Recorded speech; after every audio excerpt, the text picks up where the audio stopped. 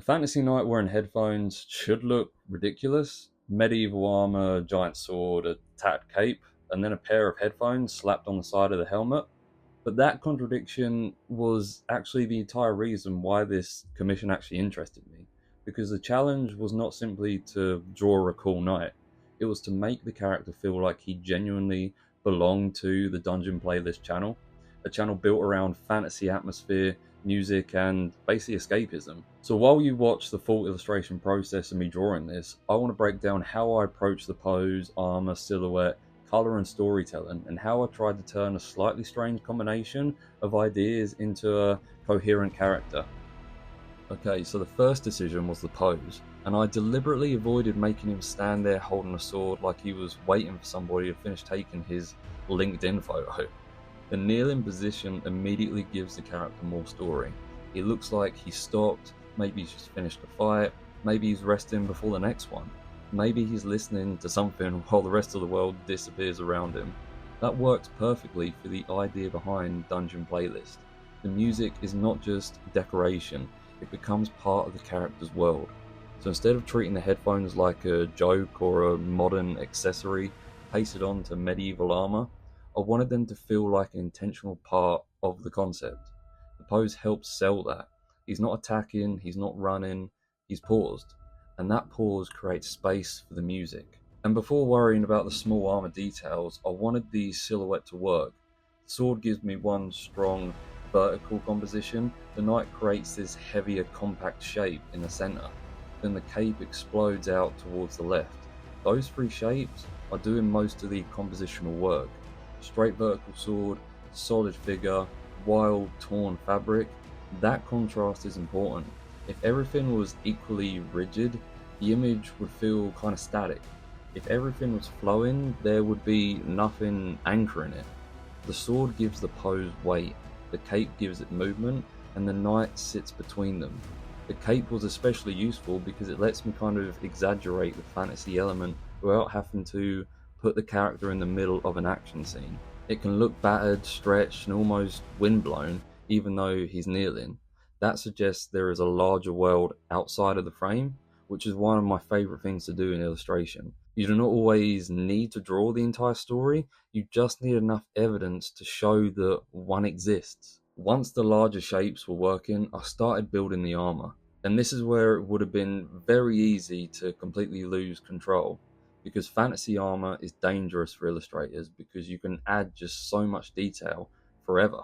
More plates, more engravings, more rivets, more straps, more tiny decorative things that nobody will ever see once Instagram compresses the image into the size of a postage stamp. So I tried to keep a hierarchy of things. Large armor shapes first, then medium overlapping plates, then surface detail. The shoulder, chest, and leg armor all needed to read as separate forms before I started decorating them, because detail cannot rescue weak structure.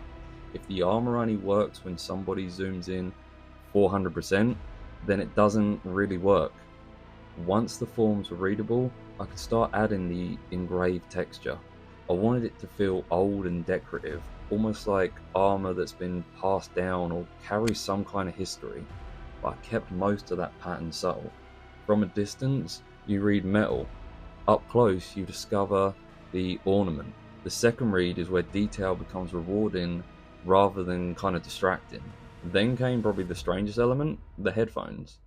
They had to be recognizable immediately, but I didn't want them to look like somebody had gone back in time and dropped a gaming headset on a medieval soldier. So I kept the shape relatively simple and dark. The circular ear cup fits naturally against the helmet, and the headband follows the curve of the armor rather than fighting against it.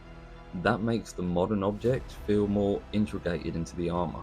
The headphones are still obviously contemporary, they should be. That contradiction is the branding. The visual language around them helps stop the image from splitting into two unrelated ideas. Sometimes the answer is not hiding the weird part of the concept. It is designing everything else so confidently that the weird part kind of feels intentional. The armor itself is intentionally very restrained, mostly black, steel, and kind of warm grey, because the background is doing the opposite. It is pure aggressive red. The red gives the whole piece kind of energy without forcing me to cover the night in color, and it creates an immediate graphic read. Dark figure, red environment, strong silhouette. That was particularly important because this was not only an album artwork, it also needed to have potential as merchandise. An artwork that works on screen does not automatically work on a shirt. For merch, I want the character to remain readable quickly. Strong outer shapes, controlled values, limited palette, something that can survive being printed without every interesting feature depending on tiny color shifts. The red also helps push the fantasy atmosphere slightly towards something darker and heavier, which fits Dungeon Playlist far better than a bright blue sky and a field full of extremely cheerful medieval flowers. Now, metal is one of those materials where the lighting does most of the work. You don't communicate steel by painting everything grey, you communicate it through contrast. Dark areas sitting immediately beside sharp highlights, reflections that follow the curvature of the plate, and hard edges in some areas and softer transition in others. So I gradually built those light shapes across the helmet, shoulders, arms, and legs. The key was not making every plate equally shiny. If every edge gets a bright highlight, the whole thing starts looking chrome plated, and this knight should feel worn, used, and heavy.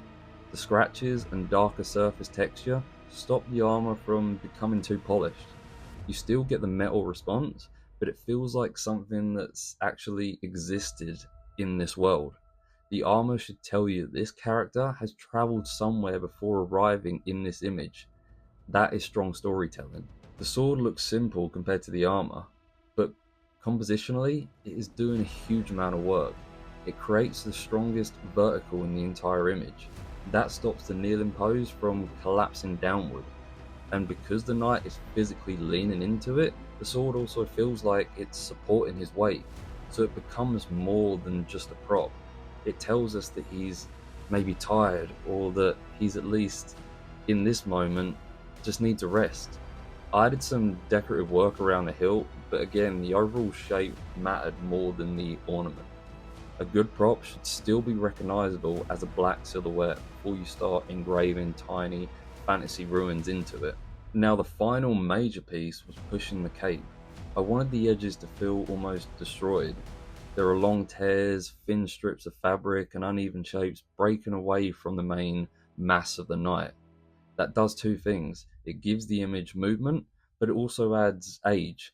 A perfectly clean cape would completely change the character. It would make him feel more ceremonial. This one feels like he's actually been somewhere. And that is really the theme running through the whole illustration. Nothing should feel brand new. Not the armor, not the cape, not the sword. The character needed history. Even though we don't know exactly what that history is. And this is the finished piece. The thing I like most about it is that the weirdest part of the brief, the headphones, they don't overpower everything else. They tell you what the character represents. The pose, armor and cape and sword still make him believable as a fantasy knight. But that balance was the real job, because good character design is rarely about making one element look impressive. It's about making every element feel like it belongs to the same idea.